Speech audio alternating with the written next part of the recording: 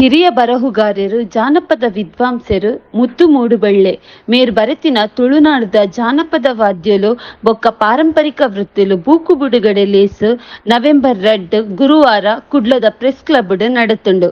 ಈ ಬೂಕುನು ಜಾನಪದ ವಿದ್ವಾಂಸರು ಡಾಕ್ಟರ್ ಗಣನಾಥ ಶೆಟ್ಟಿ ಎಕ್ಕಾರು ಮೇರು ಬುಡುಗಡೆ ಮಲ್ತೆರು.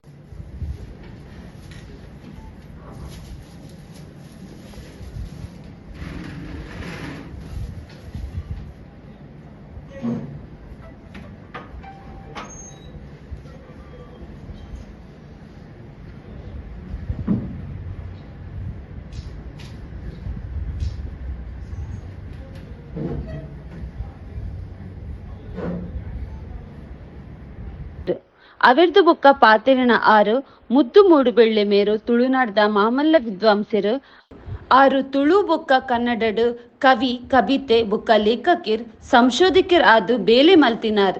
ಅರೆನ ಮಸ್ತ್ ಬುಕ್ಕುಲು ತುಳು ಅಧ್ಯಯನ ಕ್ಷೇತ್ರಗ್ ಕೊಡುಗೆ ಕೊರ್ತುಂಡು. ತುಳುನಾಡದ ಜಾನಪದ ವಾದ್ಯಲೆನ ಪರಿಚಯ ಮಾತ್ರ ಅತ್ತು, ಅವು ಸಂಸ್ಕೃತಿದೊಟ್ಟಿಗ್ ಪಡೆಯಿನ ಸಂಬಂಧನೆಲ್ಲ ವಿವರಣೆ ಕೊಡ್ತೆರು. ಇಂಚನೆ ನನಾತು ಬೂಕುನು ಬರೆದು ಬುಡುಗಡೆ ಮಲ್ಪುಲೆಕ್ಕ ಆವಡು ಪಂದು ಪಂಡೆರು. ಒಂದು ಒಳ್ಳೆಯ ಪುಸ್ತಕವನ್ನ, ಬಹಳ ಅಗತ್ಯ ಇರುವಂತಹ ಒಂದು ಜಾನಪದ ಅಧ್ಯಯನ ಪುಸ್ತಕವನ್ನ ಬಿಡುಗಡೆಗೊಳಿಸುವುದಕ್ಕೆ ಸಂತೋಷ ಆಗ್ತಾ ಇದೆ. ಇಂಥ ಒಂದು ಆಳವಾದ ಅಧ್ಯಯನವನ್ನು, ಕೃತಿ ಪುಟ್ಟದಾದರೂ ಕೂಡ ಆಳವಾದ ಅಧ್ಯಯನವನ್ನು ಹೊಂದಿದಂತಹ ಈ ಕೃತಿಯನ್ನ ರಚಿಸಿ ಇವತ್ತು ಲೋಕಾರ್ಪಣೆ ಮಾಡ್ತಾ ಇರುವಂತಹ ಶ್ರೀ ಮುದ್ದು ಮೂಡುಬೆಳ್ಳೆ ಅವರನ್ನ ನಾನು ಅಭಿನಂದಿಸ್ತಾ ಇದ್ದೇನೆ. ಹಾಗೆ ಸುಂದರವಾಗಿ ಇದನ್ನ ಮುದ್ರಿಸಿದಂತಹ ಕಲ್ಲೂರು ನಾಗೇಶ್ ಅವರ ಆಕೃತಿ ಪ್ರಕಾಶನಕ್ಕೂ ಕೂಡ ನಾನು ಅಭಿನಂದನೆಯನ್ನ ಸಲ್ಲಿಸ್ತಾ ಇದ್ದೇನೆ. ಈ ಪುಸ್ತಕವನ್ನ ಉದಯವಾಣಿಯ ಮೇರು ಪ್ರತಿಭೆ ಕಲಾವಿದರು ಆಗಿರುವಂತಹ ಈಶ್ವರಯ್ಯ ಅವರಿಗೆ ಸಮರ್ಪಿಸಿದ್ದಾರೆ. ಮುದ್ದು ಮೂಡುಬೆಳ್ಳೆ ಅವರು ನಮ್ಮ ನಾಡಿನ ಬಹುದೊಡ್ಡ ವಿದ್ವಾಂಸರು. ಅವರು ತುಳು ಕನ್ನಡದಲ್ಲಿ ಕವಿಯಾಗಿ, ಕಥೆಗಾರರಾಗಿ, ಲೇಖಕರಾಗಿ, ಸಂಶೋಧಕರಾಗಿ ಕೆಲಸ ಮಾಡಿದರು. ಅವರ ಹಲವು ಕೃತಿಗಳು ಕೂಡ ಇವತ್ತು ತುಳು ಸಂಶೋಧನಾ ಕ್ಷೇತ್ರಕ್ಕೆ ಅತ್ಯಂತ ದೊಡ್ಡ ಕೊಡುಗೆ. ಆ ಸಾಲಿಗೆ ತುಳುನಾಡಿನ ಜನಪದ ವಾದ್ಯಗಳು ಕೂಡ ಸೇರುತ್ತೆ. ಎರಡು ಭಾಗಗಳಿವೆ ಈ ಕೃತಿಯಲ್ಲಿ. ಒಂದು ತುಳುನಾಡಿನ ಜನಪದ ವಾದ್ಯಗಳು ಮತ್ತು ಎರಡನೇದು ಪಾರಂಪರಿಕ ವೃತ್ತಿಗಳು. ತುಳುನಾಡಿನ ಜನಪದ ವಾದ್ಯಗಳ ಪರಿಚಯ ಮಾತ್ರ ಅಲ್ಲ, ಅದು ಸಂಸ್ಕೃತಿಯೊಂದಿಗೆ ಹೊಂದಿರುವಂತಹ ಸಂಬಂಧವನ್ನು ಕೂಡ ಈ ಪುಸ್ತಕದಲ್ಲಿ ವಿವರಿಸಿದ್ದಾರೆ. ಇವತ್ತು ಬಹುಶಃ ಜಾನಪದದಲ್ಲಿ ಈ ರೀತಿಯ ಸೂಕ್ಷ್ಮ ಅಧ್ಯಯನಗಳಾಗಬೇಕಾದಂತಹ ಅಗತ್ಯ ಇದೆ. ತುಳು ಜಾನಪದ ಇವತ್ತಿಗೂ ಕೂಡ ಅಧ್ಯಯನಕ್ಕೆ ಬೇಕಾದಷ್ಟು ಅವಕಾಶಗಳನ್ನ ಮತ್ತು ವಿಷಯಗಳನ್ನ ಒದಗಿಸಿಕೊಡುತ್ತೆ. ಆ ನೆಲೆಯಲ್ಲಿ ಅತ್ಯಂತ ಸೂಕ್ಷ್ಮವಾದಂತಹ ವಿಷಯ, ಬಹುಶಃ ಬಹಳ ಜನ ಕಡಿಮೆ ಈ ಅಧ್ಯಯನವನ್ನ ಮಾಡೋದು. ತುಳು ವಾದ್ಯಗಳ ಕುರಿತಾಗಿ ಅವರು ಅಧ್ಯಯನವನ್ನ ಮಾಡಿದ್ದಾರೆ. ಇದರಲ್ಲಿ ಮುಖ್ಯವಾಗಿ ವಾದ್ಯಗಳನ್ನ ಪರಿಚಯಿಸಿದ್ದಾರೆ.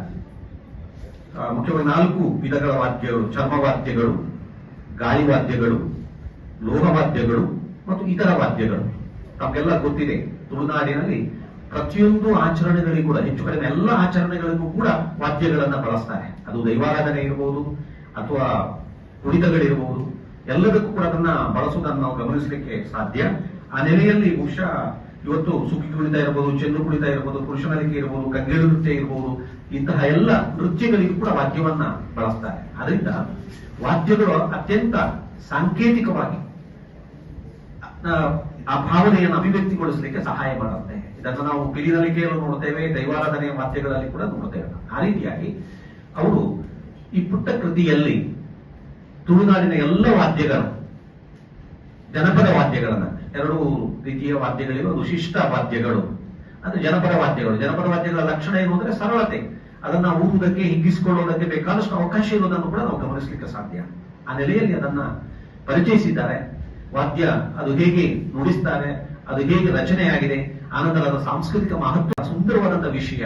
ಬಹುಶಃ ಈವರೆಗೆ ಒಂದು ರೀತಿಯ ಅಪರೂಪದ ಅಧ್ಯಯನ ಅಂತ ಕರೆಯುವುದಕ್ಕೆ ನಾನು ಇಷ್ಟಪಡ್ತಾ ಇದ್ದೇನೆ. ಬಹುಶಃ ಮುಂದಿನ ದಿನಗಳಲ್ಲಿ ಅವರು ಇನ್ನಷ್ಟು ಆಳವಾದ ಅಧ್ಯಯನಗಳನ್ನ ಬೇರೆ ಬೇರೆ ಕ್ಷೇತ್ರಗಳಲ್ಲಿ ಮಾಡಿ, ಅವರು ಈಗಾಗಲೇ ಸಂಶೋಧಕರಾಗಿ ಮಾತ್ರ ಅಲ್ಲ, ಅವರು ಹಲವು ಪ್ರಶಸ್ತಿಗಳನ್ನು ಕೂಡ ಪಡೆದಿದ್ದಾರೆ. ಮುಂದೆ ಅವರಿಗೆ ಶುಭವನ್ನು ಕೋರುತ್ತಾ ನನ್ನ ಮಾತನ್ನ ಮುಗಿಸ್ತೀನಿ. ನಮಸ್ಕಾರ.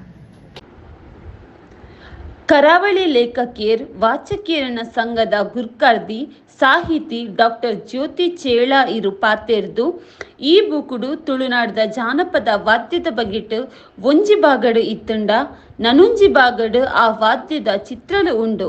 ಎರಡನೇ ಬಾಗಡು ತುಳುನಾಡದ ಪಾರಂಪರಿಕ ವೃತ್ತಿಲು ಓವು ಪೂರ ಉಂಡು ಅವೆತ್ತ ವಿವರಣೆ ಉಂಡು ಪಂದು ಬೂಕುದ ಬಗೆಟು ಪೊಲಬು ಕೊರಿಯರು. ತುಳುನಾಡಿನ ಜನಪದ ವಾದ್ಯಗಳು ಮತ್ತು ಪಾರಂಪರಿಕ ವೃತ್ತಿಗಳು ಅನ್ನುವ ಈ ಕೃತಿಯನ್ನ ತಂದಂತಹ ಕರಾವಳಿಯ ಹಿರಿಯ ಲೇಖಕರಾದಂತಹ ಶ್ರೀ ಮುದ್ದು ಮೂಡುಬೆಳ್ಳೆ ಅವರಿಗೆ ಅಭಿನಂದನೆಗಳನ್ನು ಸಲ್ಲಿಸುತ್ತೇನೆ. ಬರೀ ಕರಾವಳಿಗೆ ಸೀಮಿತ ಆಗದೆ ಅಧ್ಯಯನದ ಮೂಲ, ಯಾಕಂತಂದ್ರೆ 80ರ ದಶಕದಲ್ಲಿ ತುಳುವಿಗೆ ಮೊದಲ ಕಥಾ ಸಂಕಲನ ಉದ್ದೀಪವನ್ನ ಪ್ರಕಟ ಮಾಡಿ ತುಳು ಸಾಹಿತ್ಯದ ಬಗ್ಗೆ ಅಪಾರವಾದಂತಹ ಕಾಳಜಿ ಮತ್ತು ಪ್ರೀತಿಯಿಂದ ಸಾಹಿತ್ಯದ ಕೆಲಸವನ್ನ ನಿರಂತರವಾಗಿ ಮಾಡಿಕೊಂಡು ಬಂದವರು. ಸಂಶೋಧನೆಯ ಹೆಜ್ಜೆಗಳನ್ನು ಗುರುತುಗಳನ್ನ ಅವರು ಮಾಡಿದವರು. ಅವರು ನಾಟಕದ ಬಗ್ಗೆ ಬರೆದ ಒಂದು ಕೃತಿ ಬಹಳ ಅಮೂಲ್ಯವಾಗಿದೆ. ಈ ಹಿನ್ನೆಲೆಯಲ್ಲಿ ಈ ಕೃತಿಯನ್ನ ಗಮನಿಸಿದ್ರೆ ಈಗಾಗಲೇ ಬಿಡುಗಡೆಗೊಳಿಸಿದಂತಹ ಹಿರಿಯ ವಿದ್ವಾಂಸರಾದಂತಹ ತುಳುನಾಡಿನ ಡಾಕ್ಟರ್ ಗಣನಾಥ್ ಇಕ್ಕಾರ್ ಅವರು ಹೇಳಿದ ಹಾಗೆ ಇದರಲ್ಲಿ ತುಳುನಾಡಿನ ಜನಪದ ವಾದ್ಯಗಳ ಒಂದು ಭಾಗ ಇದೆ. ಅದರ ವಾದ್ಯಗಳ ಭಾಗ ಆದ್ಮೇಲೆ ಆ ವಾದ್ಯಗಳ ಚಿತ್ರಗಳಿವೆ. ಎರಡನೆಯ ಭಾಗದಲ್ಲಿ ತುಳುನಾಡಿನ ಪಾರಂಪರಿಕ ವೃತ್ತಿಗಳ ಬಗೆಗಿನ ವಿವರಣೆಗಳಿವೆ. ತುಳುನಾಡಿನಲ್ಲಿ ಇರುವಂತಹ ಪಾರಂಪರಿಕ ವೃತ್ತಿಗಳು ಯಾವುದು ಅಂತ ಬಹುಶಃ ಇದನ್ನು ಅವರು ಮಾಡಿದ್ದು 90ರ ದಶಕದ ಕ್ಷೇತ್ರ ಕಾರ್ಯದ ಮಾಹಿತಿಗಳು. ಅದನ್ನ ಈಗ ಸ್ವಲ್ಪ ಸಂಸ್ಕರಣೆ ಮಾಡಿ ಅದನ್ನ ಸ್ವಲ್ಪ ಪರಿಷ್ಕರಿಸಿ ಅದನ್ನ ಪ್ರಕಟ ಮಾಡಿದ್ದಾರೆ. ಈಗಿನ ಕೆಲವು ವಿವರಣೆಗಳನ್ನ ಕೊಟ್ಟು ಅದನ್ನು ಪರಿಷ್ಕರಿಸಿದ್ದಾರೆ. ನಮ್ಗೆ ಒಂದು ಬಹಳ ಪ್ರಸಿದ್ಧವಾದ ಮಾತಿದೆ, ತುಪ್ಪಾಶನ ಉಂಬಲೆ ತುಳುನಾಡಿಗೋಯಿತು ಅಂತ. ತುಳುನಾಡಿಗೆ ಬಂದಂತಹ ಸಮುದಾಯಗಳ ಹಿನ್ನೆಲೆಯಲ್ಲಿ ಹವ್ಯಕರು ಹೇಳಿದಂತಹ ಒಂದು ಪ್ರಸಿದ್ಧವಾದ ಮಾತು. ಅದಲ್ಲದೆ ನಮ್ಗೆ ಬಾಸನ್ ಮಿಶ್ರಿಯ ಕಸ್ಟನ್ ಮತ್ತು ಸ್ಟುರಕ್ ಅವರು ಬರೆದಂತಹ ಕೃತಿಗಳಿವೆ. ಅದಕ್ಕಿಂತ ಹೆಚ್ಚಾಗಿ ಈ ಕೃತಿಯಲ್ಲಿ ತುಳುವಿನ ಪಾರಂಪರಿಕ ಕುಲಮೂಲಗಳ ಬಗ್ಗೆ ಹೇಳುವಾಗ, ಇವತ್ತು ಕುಲಮೂಲದ ಬಗ್ಗೆ ಕುಲಶಾಸ್ತ್ರೀಯ ಅಧ್ಯಯನಗಳು ಆಗುವಾಗ ಆ ಹಿನ್ನೆಲೆಯಲ್ಲಿ ತುಳುನಾಡಿನಲ್ಲಿರುವ ಪಾರಂಪರಿಕ ಸಮುದಾಯಗಳು ಯಾವುದು ಮತ್ತು ಯಾಕೆ ಅನ್ನುವ ಒಂದು ಗಂಭೀರವಾದ ಒಂದು ಅಧ್ಯಯನದ ಹೊಳಹು ಇಲ್ಲಿದೆ. ಯಾಕಂತಂದ್ರೆ ಸಂಸ್ಕೃತಿ ವಿಕಾಸದಲ್ಲಿ ಎರಡು ಅಂಶವನ್ನ ನಾವು ಜಾತಿಯ ಮೂಲ ಯಾವುದು ಅನ್ನುವುದು ಇವತ್ತು ಎಲ್ಲರೂ ಹುಡುಕ್ಲಿಕ್ಕೆ ಹೊರಟಂತಹ ಸಂಗತಿ. ಅಲ್ಲಿ ಬೇಟೆ, ಪಶುಪಾಲನೆ ಮತ್ತು ಕೃಷಿ, ಇನ್ನೊಂದು ಬೇಟೆಯಿಂದ ಕೃಷಿ, ಈ ಎರಡು ರೀತಿಯಲ್ಲಿ ಸಂಸ್ಕೃತಿ ವಿಕಾಸ ಆದಾಗ ಇಲ್ಲಿರುವ ಸಮುದಾಯಗಳನ್ನ ಗಮನಿಸಿಕೊಂಡ್ರೆ ಕೃಷಿಯ ನಂತರ ಇಲ್ಲಿ ಇರುವ ಸಮುದಾಯಗಳು ಯಾವುದು, ಮಹತ್ವದ ಸಮುದಾಯಗಳು ಯಾವುದು?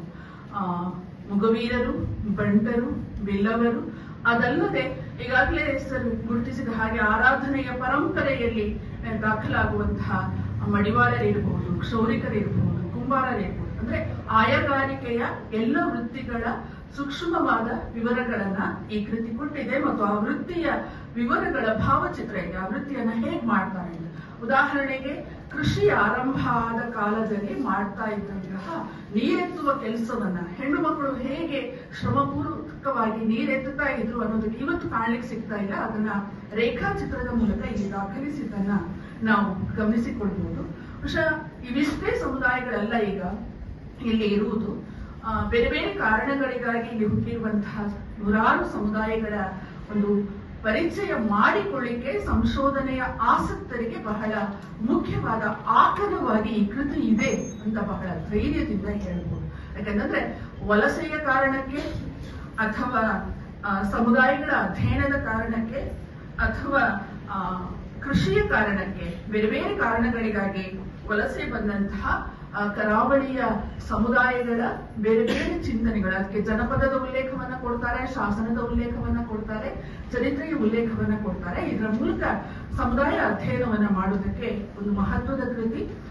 ಅದರೊಂದಿಗೆ ನಮ್ಮ ಆರಾಧನೆಯಲ್ಲಿ, ನಮ್ಮ ಜಾತ್ರೆ, ಕೋಲ, ನೇಮಗಳಲ್ಲಿ ಬಳಸುವಂತಹ ಒಂದೊಂದು ಸಮುದಾಯದವರಿಗೆ ಇರುವಂತಹ ಕೆಲಸವನ್ನು ಕೂಡ ಅದು ಹೇಳುವುದಕ್ಕೆ ಸಾಧ್ಯ ಆಗಿದೆ.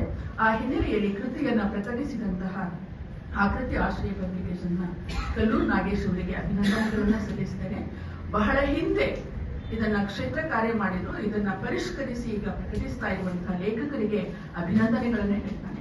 ಮುಂದಿನ ಸಂಶೋಧಕರಿಗೆ ಇದು ಒಂದು ಮಾರ್ಗದರ್ಶಿ ಕೃತಿಯಾಗಿ, ಆಕರ ಕೃತಿಯಾಗಿ ಇದೆ ಅನ್ನುವುದು ಬಹಳ ಮಹತ್ವವಾದ ಕೆಲಸ. ಯಾಕಂದ್ರೆ ಇಲ್ಲಿ ದಾಖಲಾದ ಚಿತ್ರಗಳು ಅದು ಒಂದು ರೀತಿ ಡಾಕ್ಯುಮೆಂಟರಿ ಆಗಿದೆ.